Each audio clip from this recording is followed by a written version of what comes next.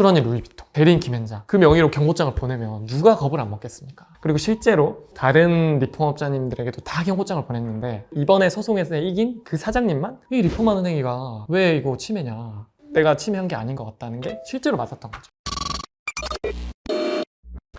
안녕하세요. 나는 변리사의 조용록 변리사입니다. 올해 2월에 대법원에서 굉장히 흥미로운 판결이 나왔는데요. 제가 다녔었던 국내 최대 대형 로펌인 김현장을 대리인으로 선임한 루이비통, 잘 아시죠? 명품 가방 파는 브랜드. 강남에서 루이비통 가방을 이제 리폼해서 수요자들께 다시 이제 제공하시는 리폼업자와 이렇게 상표권 침해 소송이 있었는데 그 소송이 3심까지 갔습니다. 1심 민사법원, 2심 특허법원, 3심 대법원까지 갔는데 대법원에서 최종적으로 루이비통의 편이 아니라 리폼업자님의 편을 들어줬습니다. 그 판결문을 이제 제가 읽어봤는데 굉장히 흥미로운 내용이 많고 상표권 침해를 전문으로 하는 저희 특허법률사무소 도화에서 코멘트 드릴 게 굉장히 많을 것 같아서 오늘 영상을 찍어봤고요. 이 영상이 상표권 침해 경고장이나 아니면 혹은 뭐 가처분이나 침해 소송을 제기받으신 분들께 도움이 됐으면 좋겠습니다. 관련해서 법리를 조금 설명을 드리면요. 우선 상표권 침해 소송은 크게 요건이 5개가 있습니다. 일단 상표권이 유효해야 되고요. 당연히 유효한 상표권이 있어야 자신의 상표를 침해하는 사람에게 소송을 걸 수 있겠죠. 그리고 상표적 사용이어야 됩니다. 이거에 대해서는 뒤에서 설명드릴 거고요. 그리고 당연히 상표권 보호범위 내여야 합니다. 내 등록 상표와 유사한 상표를 침해자가 사용하고 있어야 되고 등록 상표가 보호하는 지정 상품 범위, 지정 상품 범위라 하면 이 상표가 사용될 수 있는 상품의 범위, 예를 들어 루이비통 같은 경우 가방, 액세서리, 오프라인 매장에서 판매하는 행위 혹은 온라인 매장에서 판매하는 행위, 이런 게 다 상품으로 지식재산처에서 고시하는 명칭들이 다 나와 있거든요. 그 보호범위 내에 사용이어야 하고, 그리고 침해하는 사람이 이 상표를 업으로서 사용하고 있어야 합니다. 그리고 효력 제한 사유가 없어야 합니다. 상표법상 90조 1항 2호 이런 것들이 있는데 이번 영상에서 말씀드릴 정도로 중요한 내용은 아니고, 방금 말씀드린 이 5가지 요인 중에 루이비통과 리폼업자 소상공인님의 판결에서 가장 핵심이 됐던 주요 내용은 상표적 사용이냐 여부입니다. 우선 상표는 무엇을 보호하기 위한 것인가부터 조금 이해가 들어가야 상표적 사용이 뭔지 이해가 정확하게 되실 텐데요. 상표를 왜 사용하실까요?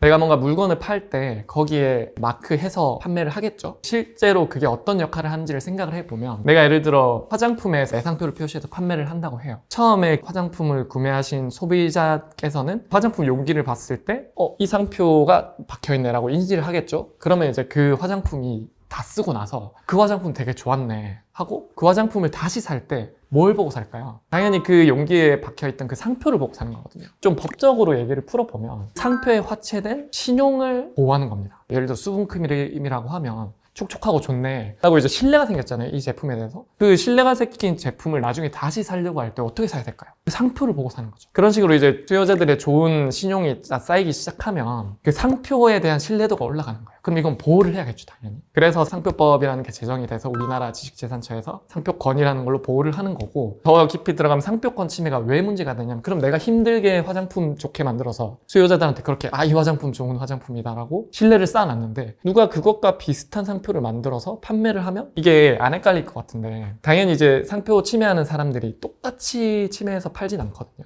약간 비슷하게 만들어서 팔아요. 원제품이랑 그 가품이랑 이렇게 두 개를 동시에 사서 이렇게 대조해서 비교해 보면 분명히 다르지만 수요자들은 그렇게 할 이유가 없잖아요. 저희처럼 침해를 판단하거나 하는 법률가들이 아니니까. 원 제품이 있고 침해품을 추후에 다른 곳에서 이렇게 봤을 때 그건가? 그 제품인가? 하면서 그냥 사버린단 말이죠. 신용을 뺏어가서 금전적 이득을 취해요, 침해하는 사람들이. 그래서 이제 상표를 이제 침해하는 행위가 굉장히 문제가 되는 거고 경고장을 보내고 하는 건데, 수요자들이 침해 상표를 봤을 때 이거 어떤 특정 업체의 상표다라고 인식을 해야 이게 상표적 사용인 거거든요. 다시 얘기를 돌아가면 올해 2월에 나왔던 그 대법원 판례, 루이비통과 리폼업자님의 판례를 보면, 리폼하시는 분의 유튜브 영상 인터뷰를 봤거든요. 뭐 사장님 이야기라는 유튜브 채널이었던 것 같은데 사장님이 되게 길게 얘기를 하세요. 어머니로부터 물려받은 루이비통 가방을 가져와서 이게 어디가 고장났는데 수선은 당연이고 좀 더 디자인 예쁘게 살짝 바꿔주실 수 있냐? 이게 리폼이라고 하잖아요. 네, 업이기도 하지만 마음도 더 동해서 잘 수선해준 건데 갑자기 루이비통에서 상표권 침해다라고 경고장이 와서 좀 슬펐다. 그리고 한편으로 이런 얘기를 하시더라고요. 리폼이란 행위는 리폼을 리폼을 요청하신 분에게 다시 돌려드리는 거잖아요. 물론 이제 리폼한 그 가방을 루이비통의 상표가 이제 표시가 돼 있겠죠. 당연히 루이비통 가방이니까. 근데 그 리폼을 요청하신 분에게 다시 돌려드리는 것이기 때문에 도매상이나 소매상이나 가서 이렇게 판매하면 아무것도 모르는 제3 수요자들이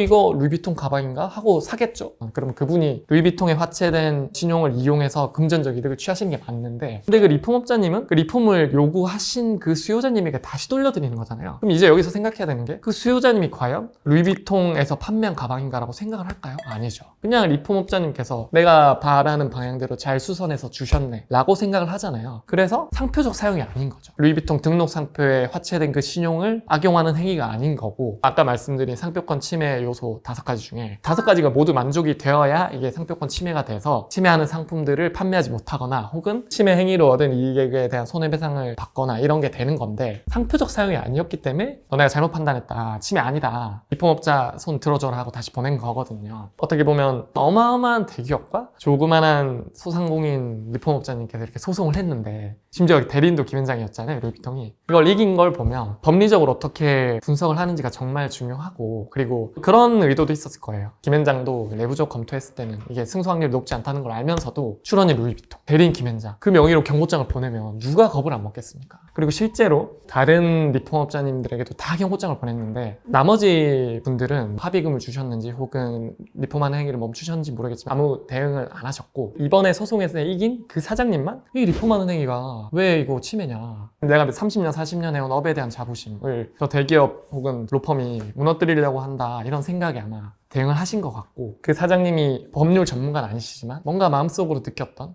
이거는 뭔가 잘못됐다, 내가 침해한 게 아닌 것 같다는 게 실제로 맞았던 거죠. 아마 이 영상을 보시는 고객분들께서 침해 경고장을 받으신 분들이 있으실 수도 있는데, 경고장 보낸 상대방이 어떤 상대방인지 신경을 물론 쓰시겠지만 법률적으로 판단해보면 그게 전혀 말도 안 되는 주장일 때도 있고, 상대방이 정말 큰 대기업이어도 이렇게 소송에서 이길 수도 있고 하니까 너무 겁먹지 마시고, 실제 침해인지 아닌지에 대해서 저희 같은 분쟁 전문 변리사에게 상담을 받아보시길 추천드립니다.